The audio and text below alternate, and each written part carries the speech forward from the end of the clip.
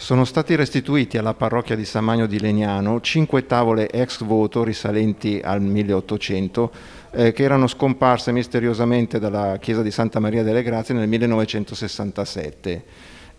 Sono stati restituiti dalla Curia tramite i carabinieri del nucleo beni artistici di Monza.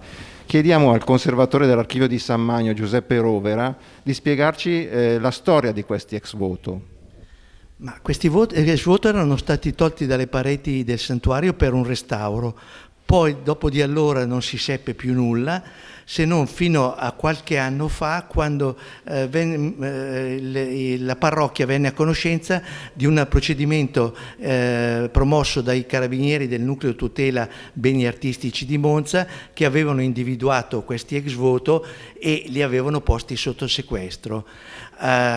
Alla fine della trafila burocratica, alcuni di questi ex voto sono stati restituiti alla parrocchia. Ecco, che valore hanno queste opere comunque artistiche e dove saranno collocate adesso?